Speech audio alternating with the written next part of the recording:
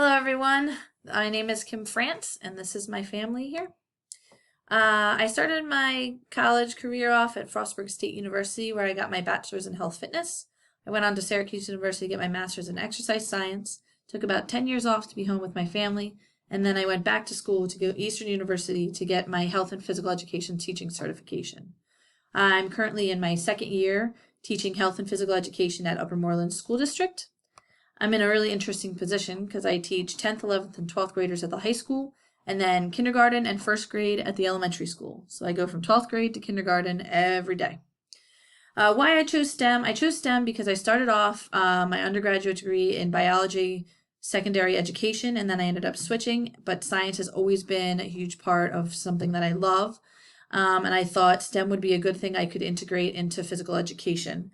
I think we can really utilize physical education and bring STEM concepts there, and especially concepts that the students might not be grasping in the classroom. If we can work together with classroom teachers, we can really help them gain these more difficult ideas and concepts. My basic operational definition of STEM is that it is hands-on and that it brings together science, technology, engineering, and math into one area, and that you can have bits and pieces from all, but they all really work together, and that it's really hands-on life learning. Vasquez et al. Definition, I think from their whole definition, the key point that I think is really important, you bring the four topics and disciplines together, and then you integrate them into real-world, rigorous, and relevant learning experiences for the students. And that's kind of like really what I think of when I think of STEM. I think of hands-on and bringing these concepts together.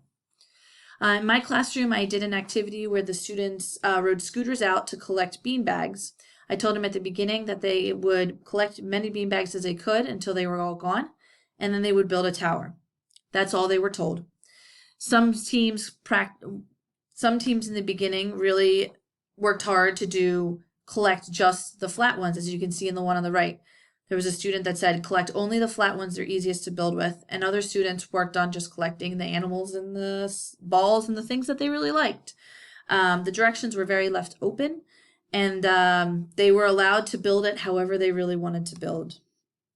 When we look at this from our book, from the Vasquez et al. Book, for science, I did practice 6, construct explanation that reflects finding and compare. We looked at this, and the reason I chose this because we talked about, like, once they were done, we talked about mountains and how our mountains, well, they're wide at the bottom and then they go up to a peak. And we talked about some buildings, how they're wider at the bottom and go up. So we related it to things that they see on a regular basis, and then talked about what buildings we saw around the room worked and which ones didn't. Engineering, they were developing and used models. It would fall over. They'd try a different way. It would fall over. They would try again. And mathematics, again, this is kindergarten and first grade. Very simple. We just did quantitatively, reason abstractly. They were just counting, thinking about, okay, how high could they go? Which group had the highest number stacked on top of each other that didn't fall, and how that related to whether things could stand or fall. STEM education is so important, and I think Neil deGrasse Tyson said it best in that the act of learning math establishes connections in the brain to be problem solvers. I think that you hear all too often, well, why do I need to know this? I'm not going to do this for my life. But like he said, it makes those connections in the brain and allows people to problem solve, which is a very important skill for the 21st century jobs. You have to be able to communicate, you have to be able to problem solve. All these things happen in a STEM education area because people are working together in groups, and you're working on ways to do things, and you're solving problems.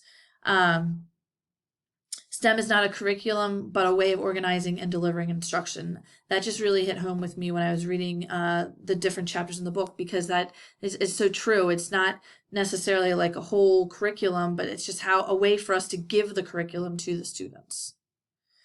My goals for this course are to gain a better understanding of how to incorporate STEM into health and physical education, gain a better understanding of what proper STEM lesson entails, and gain resources and ideas for STEM ideas and concepts to utilize for me to plan lessons and resources my students can be able to use. And for the bonus, my favorite cartoon characters from when I was a kid are the Animaniacs. Their songs and everything were so great. So I'm looking forward to this class.